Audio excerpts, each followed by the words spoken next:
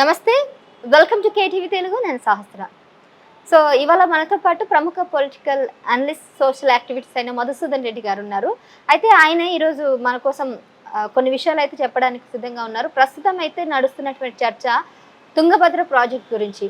బీడు భూములను సస్యశ్యామలంగా చేయాల్సిన ఏవైతే ఆనకట్టలు, ప్రాజెక్ట్స్ ఏవైతే ఉంటాయో అవి ఇప్పుడు నాశనం అవ్వడం, అవి సరిగ్గా చేయకపోవడం, ఆ ప్రాజెక్టులన్నీ ఆగిపోవడం, వీటికి ఇప్పుడు అనర్థాలు అయితే జరుగుతున్నాయి. అయితే దీని గురించి పూర్తి వివరాలంతా కూడా మనం మధుసూదన్ రెడ్డి సార్ని అడిగి తెలుసుకుందాం.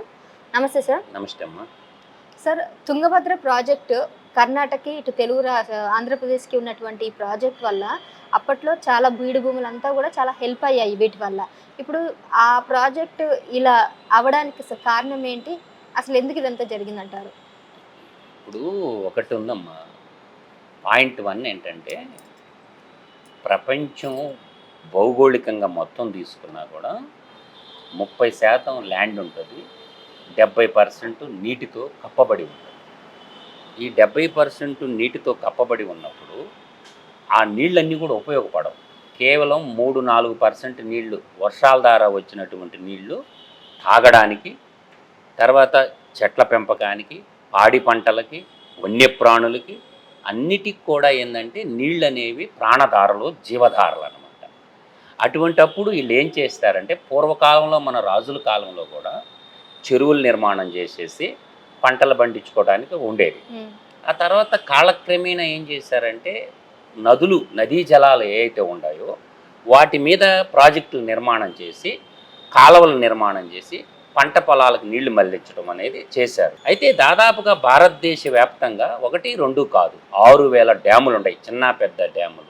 ఈ 6,000 డ్యాములు ఉన్నప్పుడు వాటి మీద పర్యవేక్షణ చేయాలి. నేటి పాలకులు ఏం చేస్తున్నారంటే నిర్లక్ష్యం వహించారు. బ్రిటిష్ కాలంలో నిర్మించినటువంటి డ్యాములు, తర్వాత స్వతంత్రం వచ్చినంత తర్వాత ఆధునిక దేవాలయాలు అన్నారు.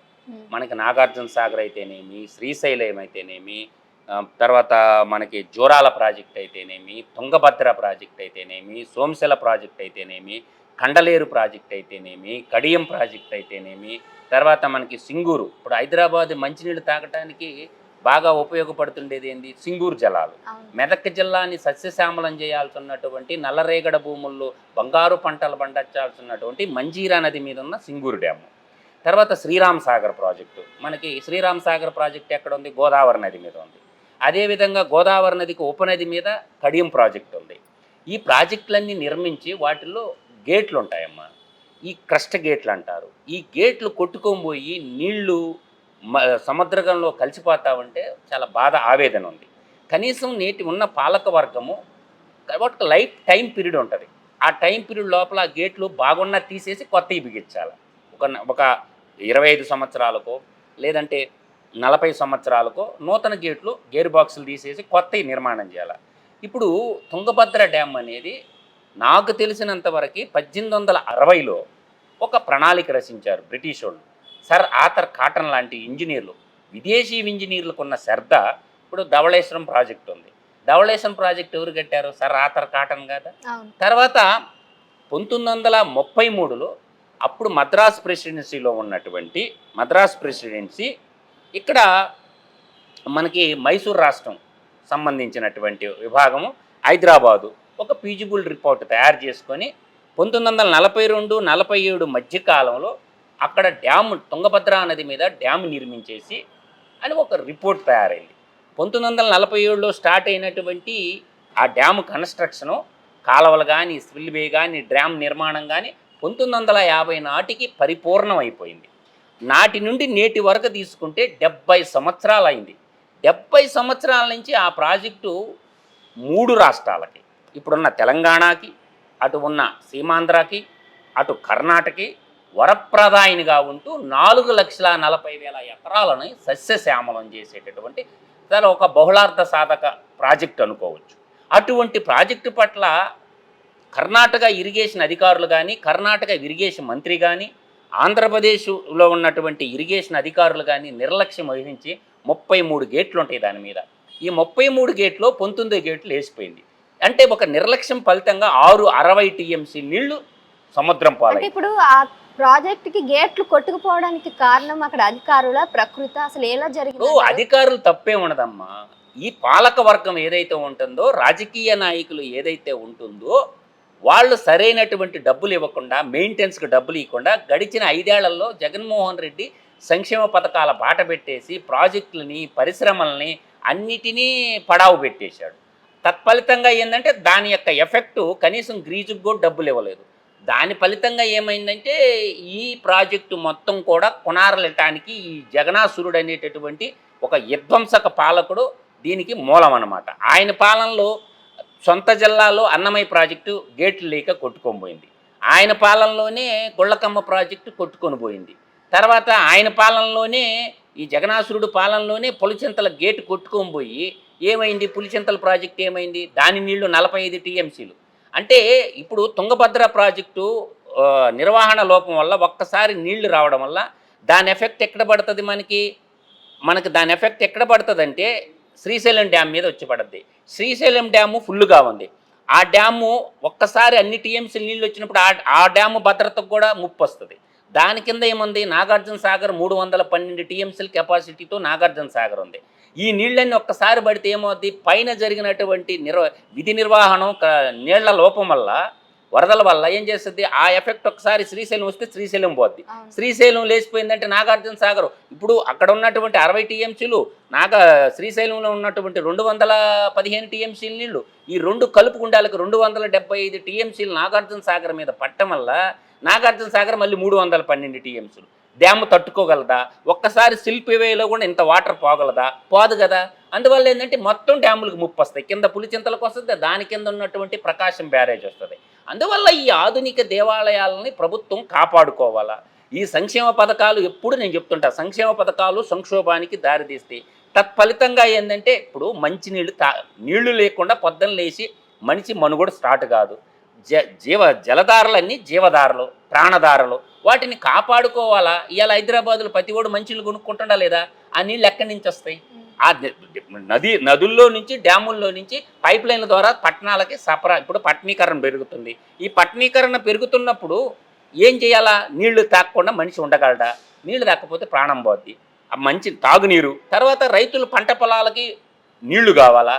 ఇవాళ తుంగభద్ర చుట్టుపక్కల వరి నాట్లు వేసుకున్నటువంటి ఆ పక్క తీసుకుంటే అనంతపురం జిల్లా కానీ, అటు కడప జిల్లా కానీ, ఇటు కర్నూలు జిల్లా రైతులందరూ ఇవాళ బలైపోయారు కదా.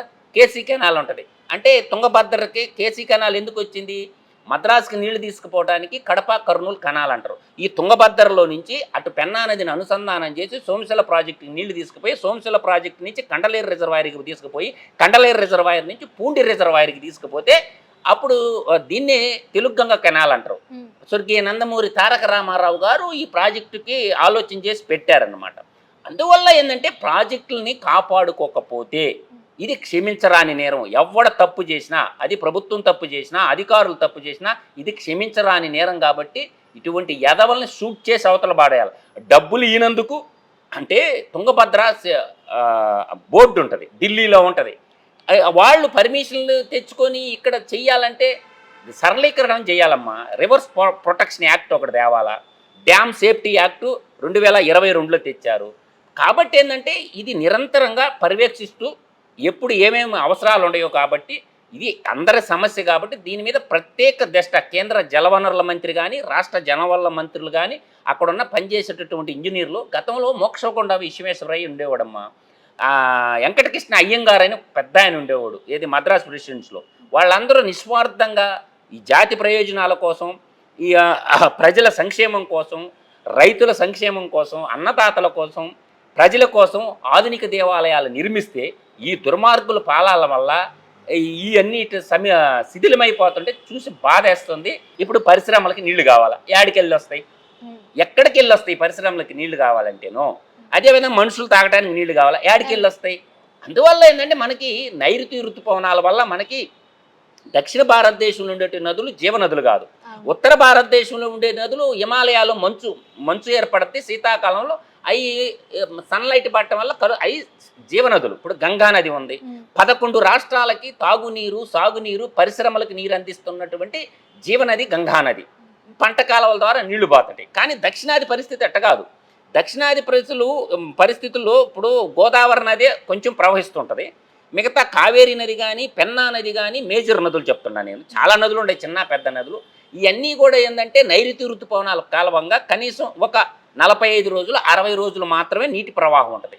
ఆ వరుణదేవుడు ప్రకృతి కరుణించినటువంటి నీళ్ళని మనం ఏం చేయాలా, ఒడిసి పట్టుకొని అవి సంవత్సరం అంతా వాడుకోవాలి. ఆ నీళ్లు సముద్రపాలన చేసే రైట్ ఎవడికి లేదు. ఆ చర్యకి ఎవడైతే బాధ్యులో వాళ్ళందరినీ గవర్నమెంట్ నిర్బంధంగా ఉరిదీసి అవతల పాడేయాల. ఎందుకంటే అది ఇప్పుడు పట్టణాల్లో ఉండే ప్రజలకు అన్నం ఎక్కడి నుంచి వస్తుంది? పల్లెల్లో పంటలు పుష్కలంగా పెడితే ఆ పంట ఉత్పత్తులు పట్టణాలకు వస్తే కాయగూరలు కావచ్చు, మిల్లెట్స్ కావచ్చు, రైస్ కావచ్చు, ఇవన్నీ ఆహార భద్రతకి ముప్పు ఏర్పడుతుంది. ఆహార భద్రతకు ముప్పు ఏర్పడినప్పుడు ఏమొస్తుంది? దోపిడీలు దొంగతనాలకి అలవాటు పడిపోతారు. అందువల్ల ఏంటంటే ఇది కేవలము ప్రభుత్వ నిర్లక్ష్యం వల్ల మాత్రమే ఆ గేటు కొట్టుకోవడం జరిగింది. 70 సంవత్సరాల నాడు నిర్మించినటువంటి ఆ డ్యాము నిర్వహణ లోపం కారణంగానే 60 టీఎంసీల నీళ్లు సముద్ర గర్భంలో కలిసిపోతుంది. దాని ప్రభావం శ్రీశైలం మీద పడింది. ఇప్పుడు ఉన్నదే ఒక్క మార్గం అమ్మ. శ్రీశైలంలో డ్యాము జల విద్యుత్ శక్తి ఫస్ట్, అది సాగునీటి ప్రాజెక్టు కాదు. తర్వాత నాగార్జున సాగర్ వచ్చి 22 లక్షల ఎకరాల ఆయకట్టు ఉంటుంది నాగార్జున సాగర్ కింద. ఇప్పుడు తెలంగాణలోకి వచ్చేలకు ఉమ్మడి నల్లగొండ జిల్లా, అటు ఖమ్మం జిల్లాకి నీళ్లు పోవాలి. అదేవిధంగా అటు వచ్చేసరికి మన ఆంధ్రాలో వచ్చేసరికి గుంటూరు జిల్లా, అటు ప్రకాశం జిల్లా టౌన్కి కూడా నాగార్జున చెరువు కొమ్మపాళెం అని ఒక చెరువు ఉంటుంది, అక్కడికి పోతాయి. అంటే 22 లక్షల ఎకరాలకి సాగునీరు, దాదాపు 1 కోటి మంది ప్రజలకు పైగా తాగునీరు, తర్వాత పరిశ్రమలకు నీరు అందించేటువంటి ఈ ఆధునిక దేవాలయాలను కానీ కాపాడుకోకపోతే ఇది క్షమించరానటువంటి నేరము.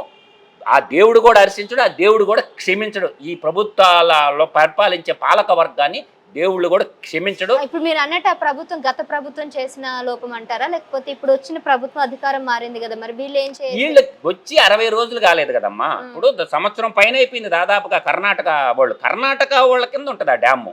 సీమాంధ్రకి ఏం సంబంధం? కాకపోతే ఏంటంటే కర్ణాటక ఇరిగేషన్ అధికారులు చూడాల్సిన పని గత ప్రభుత్వం నిర్లక్ష్యం వల్లే ఇరిగేషన్ ప్రాజెక్టులు పట్టించుకోకపోవడం వల్ల చిన్న 5 కోట్లు 10 కోట్లు మెయింటెనెన్స్ నిధులు కూడా ఇవ్వకపోతే అక్కడున్న ఇంజనీర్లు ఏం చేస్తారమ్మా? ఇంజనీర్లది కాదు తప్పు, గత పాలకుడైనా ఈ జగనాసురుడైనా ఈ జగన్మోహన్ రెడ్డి నిర్వాహకం వల్లే జరిగినటువంటి తీవ్రమైనటువంటిది. ఇప్పుడు నేను ఒక సింపుల్ చెప్తానమ్మా. తంజావూరు కావేరీ నది మీద చోళరాజులు, అప్పటి చోళరాజు కరికాలన్న ఒక డ్యాము కట్టాడు. 2000 సంవత్సరాల నుంచి తంజావూరు డిస్టిక్లో సాగునీరు అందిస్తుంది. మనకి ఇక్కడ తెలంగాణలో కూడా కాళేశ్వరం అని ఒక డ్యాము కట్టారు. ప్రపంచ గిన్నిస్ రికార్డు కూడా వచ్చింది. ఎత్తిపోతల పథకం ఏంది? ఎత్తిపోయింది. ఈ కేటీఆర్ అవినీతి కారణంగా, మేఘా కృష్ణారెడ్డి అవినీతి కారణంగా కాళేశ్వరం ఏమైంది? తెలంగాణ ప్రజల డబ్బు 1,00,000 కోట్లు నాకేశారు, ప్రాజెక్టు పడావు పెట్టేశారు. అందువల్ల ఏంటంటే ప్రాజెక్టులు దానిపైన అప్పుడెప్పుడు కట్టారు. బిడ్మానేరు డ్యామ్ కానీ, శ్రీరామ్ సాగర్ ప్రాజెక్టు కానీ, కడియం ప్రాజెక్టు కానీ, ఇవన్నీ ఎప్పుడు కట్టారు? తర్వాత మన ఇచ్చింపల్లి ప్రాజెక్టు కానీ, ఇందిరా ప్రియదర్శిని జోరాల ప్రాజెక్టు కానీ, శ్రీశైలం డ్యామ్ కానీ, నాగార్జున సాగర్ కానీ, నేను చెప్పినటువంటి సింగూరు ప్రాజెక్టు కానీ, నిజాం నవాబు కట్టినటువంటి హిమాయత్ సాగర్ కానీ, ఉస్మాన్ సాగర్ కానీ, ట్యాంక్ బండ్ మన కళ్ళ ముందు నిలబడి ఉన్నాయి కదా. మీరు కట్టిన సంవత్సరానికి ఎందుకు కూలిపోయింది అంటే వీళ్ళు లంచాలు తీసుకొని లంచాలకు అలవాటు పడి ప్రాజెక్టులో కమిషన్లు కొట్టేసి ఆ ప్రాజెక్ట్ ఏమైంది అంటే గతంలో ఇంజనీర్లు ఎంత అద్భుతంగా ప్రాజెక్టులు నిర్మాణం చేశారు అంటే వీళ్ళ అవినీతికి కేటీఆర్ అవినీతికి బలైపోయిన ప్రాజెక్టు కాళేశ్వరం. కాబట్టి ఇప్పుడు ఈ ప్రాజెక్ట్స్ అన్నిటికీ కూడా సెంట్రల్ అనేది ఒక సెంట్రల్ అథారిటీ కంట్రోల్ చేస్తుంది కదా. ఇప్పటి వరకు సెంట్రల్ మోడీ ఎందుకు వీళ్ళ మీద చర్యలు తీసుకోవడం? సెంటర్ లో డ్యామ్ సేఫ్టీ అధికారులు ఉంటారమ్మా. అల్టిమేట్ గా చేయాల్సింది రాష్ట్ర ప్రభుత్వం అధికారులు. రాష్ట్ర ప్రభుత్వం కేంద్రం నుంచి నిధులు వస్తాయి, వీళ్ళ నిర్లక్ష్యం వల్ల వీళ్ళు తెచ్చుకోవటం, వాటిని అప్పుడప్పుడు పోయి చెక్ చేస్తుంటే కదమ్మా. అప్పుడప్పుడు మనకి ఐఐటీలు బోల్డ్ ఉన్నాయి. మద్రాస్ ఐఐటి ఉంది, నెంబర్ 1 ఐఐటి. బొంబాయి ఐఐటి ఉంది, ఖరగ్పూర్ ఐఐటి ఉంది, హైదరాబాద్లో ఐఐటి ఉందమ్మా. హైదరాబాద్ జేఎన్టీ ఇంజనీర్లకి బాబు ఆ డ్యాముల పరిస్థితి ఎలా ఉంది మాకు చెక్ రిపోర్ట్ ఇవ్వమంటే ఇస్తారుగా. తర్వాత ప్రభుత్వ ఇంజనీర్లు రిపోర్ట్ ఇస్తారుగా. తర్వాత నేషనల్ డ్యామ్ సేఫ్టీ అధికారులకు ప్రభుత్వం లెటర్ చేసి డ్యామ్ ఎలా నిర్వహణ చేయాలా, దానికి ఏమేం చేయాలని సంవత్సరానికి ఒకసారి చెక్ చేస్తే నష్టం ఏంటమ్మా? సంవత్సరానికి ఒకసారి చెక్ చేసి రిపోర్ట్ తీసుకోవచ్చు కదా. ఒక్కరు నమ్మబాకండి. మనకి ఐఐటి ఉంది హైదరాబాద్లో, సివిల్ ఇంజనీర్లు ఉన్నారు. జేఎన్టీ ఇంజనీర్లు ఒక గ్రూప్ ఫామ్ చేసేసి ఉస్మానియా యూనివర్సిటీలో ఇంజనీర్లు ఉన్నారు, చెక్ చేసుకోవచ్చు. ప్రభుత్వ అధికారుల రిపోర్ట్ చూడండి, న్యూట్రల్గా థర్డ్ పార్టీ ఇచ్చే రిపోర్ట్ చూడండి, ఢిల్లీ డ్యామ్ సేఫ్టీ అధికారులు ఇచ్చే రిపోర్ట్లు ముందు పెట్టుకొని సీఎం గారు వాటి మీద రీసెర్చ్ చేసి వాటి మీద పరిశోధించి దానికి కావాల్సినటువంటి నిధులు అలొకేషన్ చేస్తే వీళ్ళ ముళ్ళేం బద్దమ్మా. ఈ పప్పుల బెల్ల పథకాలకు డబ్బులన్నీ గాజేస్తే నువ్వు ఇస్తే 10,000 20,000 వాళ్ళ జీవితాలు బాగుపడతాయా? చేను పండాలా మూల నిండాలన్నారు పెద్దోళ్ళు. ఇప్పుడు చేను పండితే ఆదాయం వస్తుంది, పక్షులు ఆహారం తింటాయి, మనుషులకి ఆహారం వస్తుంది, తర్వాత పశువులకి ఆహారం వస్తుంది. పంట పండితే ఒక రైతు ఒక్కడే తినడమ్మా, పక్షులు తింటాయి, తర్వాత పశువులకి మేత దొరుకుతుంది, దాని తర్వాత క్షీర విప్లవం అంటారు, తర్వాత మనకు పాలు వస్తాయి. ఒక పంట పండటం అంటే ఒక రైతు ఒక్కడే తినడు, సమస్త సృష్టికి మేలు చేసేవాడు రైతు. అందువల్ల ఏంటంటే ఈ డ్యాముల్ని పరిరక్షించలేనటువంటి ఎదవల్ని ఉరిదీసినా తప్పు లేదనేది నా భావనమ్మ. Right sir. సో నిజంగానే ఇప్పుడు ఈ తుంగభద్ర ప్రాజెక్ట్ అనేది అధికారుల నిర్లక్ష్యం వల్లనే ఆ గేట్లన్నీ కొట్టుకుపోవడానికి ఒక నిదర్శనం అనేది కూడా కనబడతా ఉన్నాయి. ఇక్కడ తెలంగాణలో కాళేశ్వరం ప్రాజెక్టు కేసీఆర్ ప్రభుత్వం చేసినటువంటి నిర్లక్ష్యం, అందులో ఉన్నటువంటి స్కామ్ వల్ల 1,00,000 కోట్లు ఆవిరైపోయాయి. ఇప్పుడు తుంగభద్ర ప్రాజెక్ట్ కూడా కర్ణాటక సంబంధించిన అధికారులంతా కూడా ఎంత స్కామ్ చేశారు ఏంటనేది ఇంకా వివరాలు అయితే తెలియాలి ఉంది. సో మరి ఈ ఒక్క ప్రాజెక్టు ఇలా అవ్వడం వల్ల చుట్టుపక్కల ఉన్న రాష్ట్రాలు కూడా ఇబ్బంది పడాల్సిన పరిస్థితి అయితే ఏర్పడింది. ఇంకా దీని గురించి పూర్తి వివరాలు కూడా రావాల్సి ఉంది. అవన్నీ కూడా వచ్చిన తర్వాత మనం డెఫినెట్గా మీకు తెలియజేసే ప్రయత్నం అయితే చేస్తాం. థ్యాంక్ యూ సార్, మీరు చాలా విషయాలు అయితే తెలియజేసినందుకు దీని గురించి థ్యాంక్ యూ సో మచ్.